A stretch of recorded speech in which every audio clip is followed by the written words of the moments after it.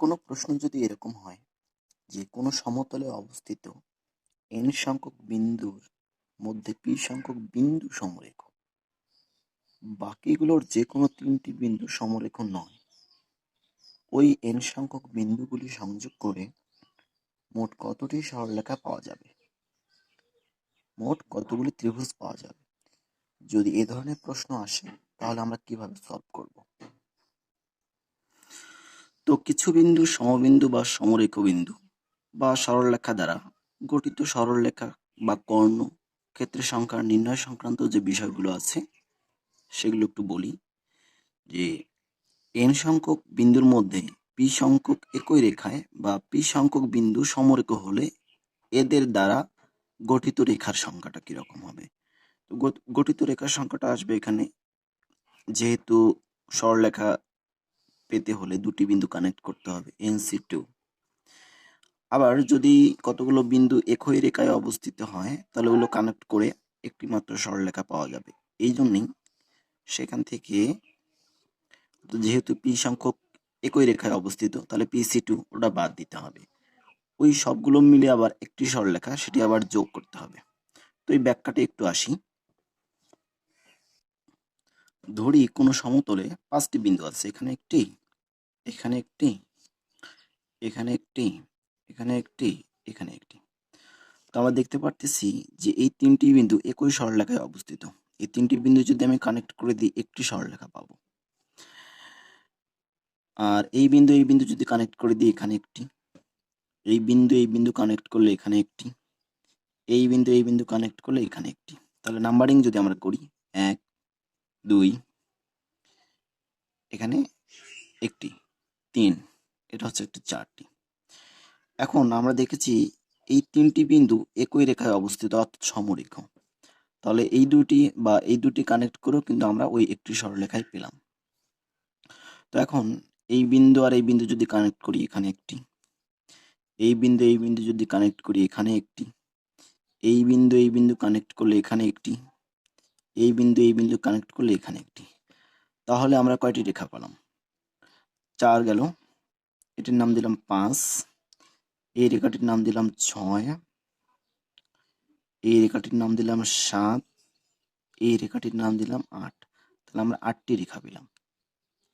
তো আমরা যে একটু আগে যে ফর্মুলাটা বললাম যে nc2 মাইনাস pc2 প্লাস 1, ওটা সত্যতা দেখি আমরা একটু। সত্যটা হচ্ছে যে এখানে n বলতে কতটি বিন্দু, এখানে হচ্ছে 5টি বিন্দু, 5টি বিন্দু ছিল। তাহলে হচ্ছে 5c2। এই p সংখ্যক বিন্দু একই রেখায় অবস্থিত, তাহলে p বলতে এখানে 3, তাহলে 3c2 প্লাস 1। তাহলে 5c2 হচ্ছে 10, 3c2 হচ্ছে 3 প্লাস 1। তো এখানে ক্যালকুলেশন করলে আমরা কত পাচ্ছি? 8। তো আমরা দেখলাম যে এখানে 8টি রেখা। এখন কর্ণের সংখ্যাটি আসবে, যে কর্ণের সংখ্যা ওই সিমিলার ওয়েতে যে দুটি বিন্দু কানেক্ট করে আমরা পাবো সরলরেখা, সেখান থেকে n সংখ্যক পার্শ্ববাহু কর্ণ নয়। আবার দেখা যাচ্ছে যে একই রেখায় অবস্থিত যেগুলো আছে সেগুলো এখানে কর্ণ হবে না, সেই বিষয়টা। তো এটা হবে এখানে কর্ণের সংখ্যা।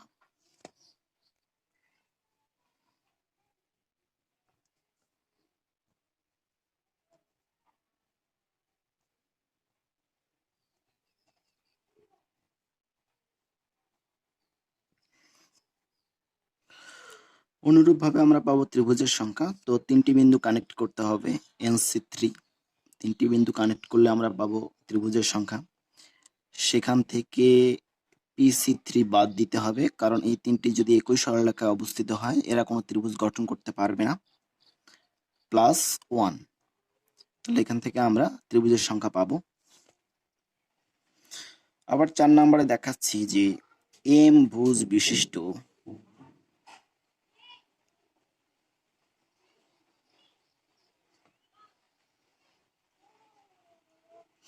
ক্ষেত্রের সংখ্যা হবে NCM মাইনাস PCM। ত্রিভুজের সংখ্যার এখানে +1টি হবে না, +1টি বাদ যাবে, এটি মিস্টেক হয়েছিল।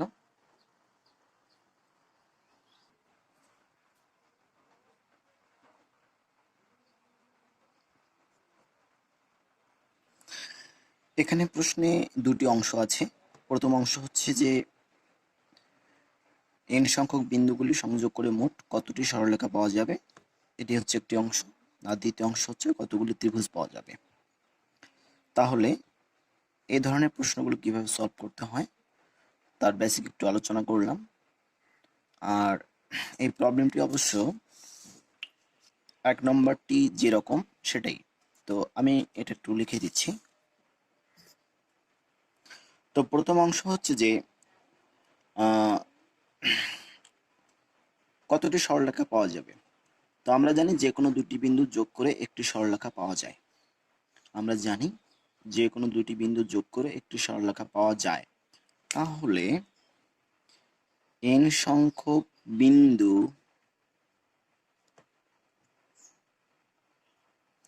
হতে দুইটি বিন্দু দিয়ে গঠিত সরলরেখার সংখ্যা।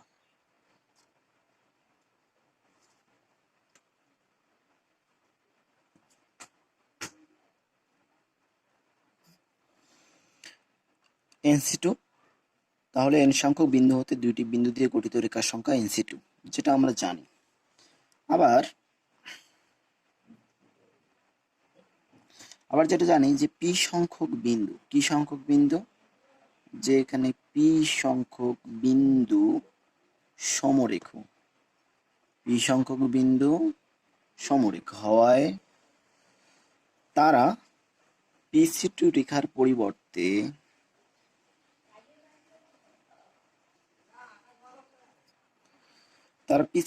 পরিবর্তে একটি রেখা গঠন করে, যে বিষয়টা আমি ওখানে আলোচনা করেছিলাম যে ওই তিনটি সরলরেখা একটি সরলরেখা গঠন করে, তাহলে PC2 রেখার পরিবর্তে তারা একটি রেখা গঠন করে।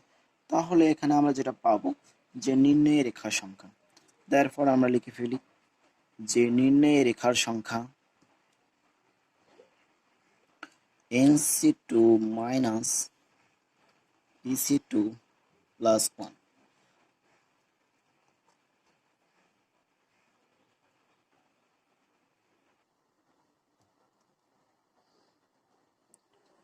দ্বিতীয় অংশ এখানে যে n সংখ্যক বিন্দু হতে তিনটি বিন্দু নিয়ে গঠিত ত্রিভুজ হচ্ছে NC3। আবার বলা হচ্ছে যে p সংখ্যক বিন্দু এখানে সমরেখ, p সংখ্যক বিন্দু সমরেখ, তাহলে p সংখ্যক বিন্দু সমরেখ হয় তারা ত্রিভুজ গঠন করে না। তাহলে p সংখ্যক বিন্দু সমরেখ হয় তারা ত্রিভুজ গঠন করে না। তাহলে আমরা লিখতে পারি যে p সংখ্যক বিন্দু সমরেখ হওয়ায় তারা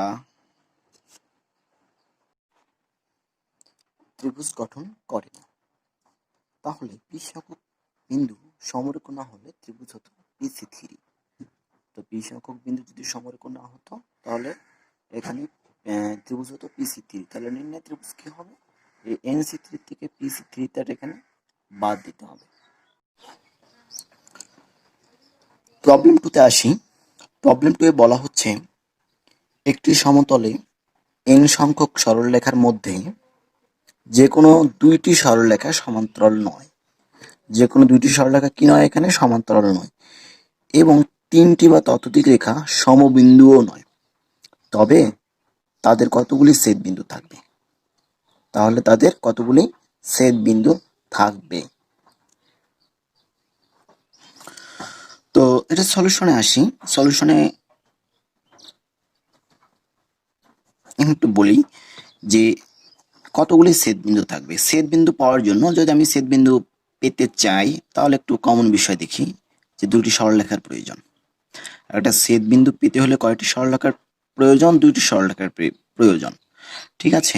তো এটাই বলা হচ্ছে যে একটি সমতলে n সংখ্যক সরলরেখা আছে, তাহলে n সংখ্যক সরলরেখা একটি বিন্দুতে যে দুটি সরলরেখা একটি বিন্দুতে ছেদ করে, তাহলে n সংখ্যক সরলরেখার মধ্যে যে কোনো দুইটি সরলরেখা সমান্তরাল নয়। তাহলে এখানে যে কোনো দুইটি সরলরেখা সমান্তরাল নয়, তাহলে সমান্তরাল হতে গেলে এরকম হবে তাহলে যদি সমান্তরাল হয় তাহলে তারা ছেদ করবে না, তারা কখনোই ছেদ করবে না। তাহলে এখানে লিখে ফেলি আমরা যে একটি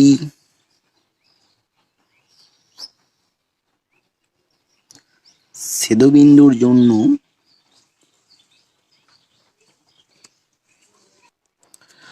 দুইটি সরলরেখা প্রয়োজন। এখানে n সংখ্যক সরলরেখা আছে, এখানে আমরা বলতে পারি যে মোট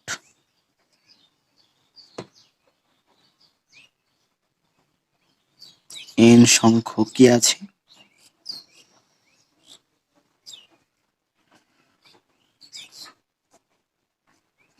সরলরেখা আছে। তাহলে আমরা লিখতে পারি যে নির্ণয়ে ছেদবিন্দু সংখ্যা হবে NC2। কি হবে এখানে?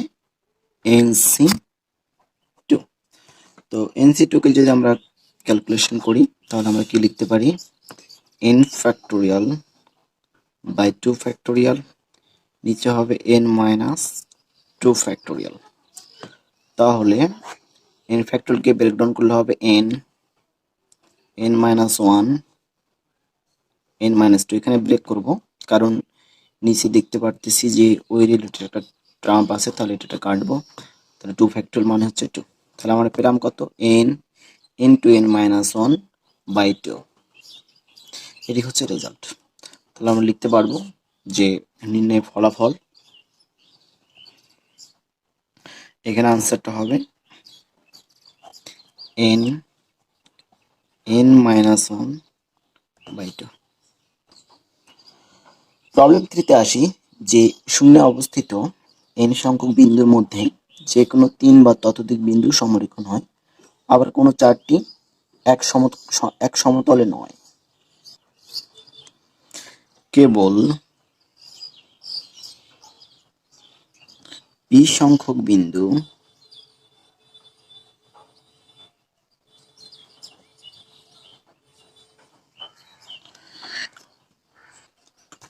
এক সমতলে অবস্থিত। ওই বিন্দুগুলো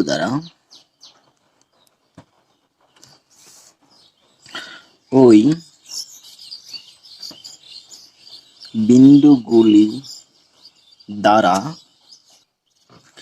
কতগুলি ভিন্ন সমতল গঠন করা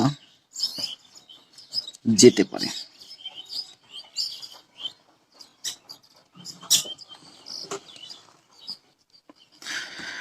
এখন সলিউশনে আসি। সমতল, তো একটি সমতল গঠন করতে গেলে 3টি বিন্দুর প্রয়োজন।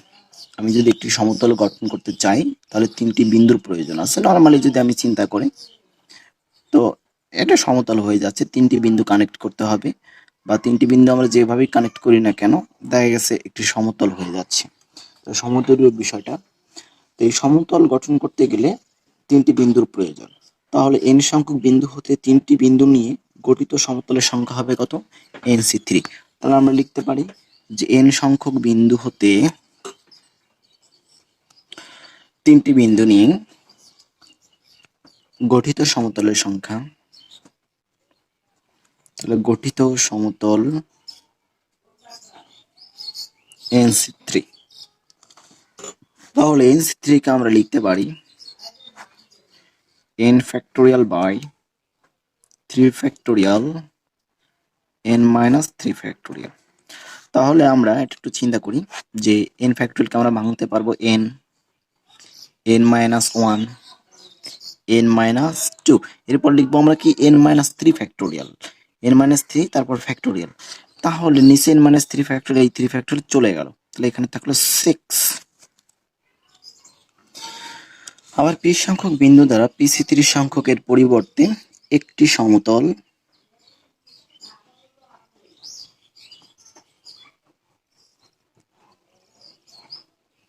গঠিত হয়।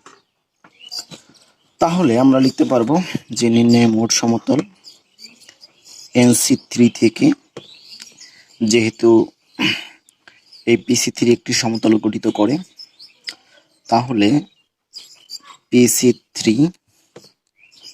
প্লাস 1। এটি হচ্ছে আনসার।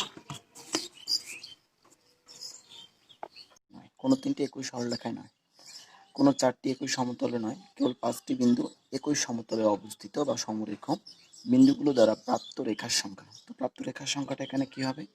তাহলে 10c2 minus 5c2 plus 1 this is. তারপর বলা হচ্ছে কর্ণের সংখ্যা, তাহলে 10c2 মাইনাস কত হবে 10n সংখ্যক পার্শ্ববাহু মাইনাস 5c2। সমতলের সংখ্যা কি হবে? তাহলে সমতল কানেক্ট করতে 3টি বিন্দুর প্রয়োজন, তাহলে 10c3 5টি একই সমতলে সমবিন্দু বা সমরেখ 5c3 এখানে হচ্ছে প্লাস 1। আর লাস্ট হচ্ছে ত্রিভুজের সংখ্যা 10c3 minus 5c3 this is. তো এটি হচ্ছে আমাদের প্রশ্নটির সমাধান।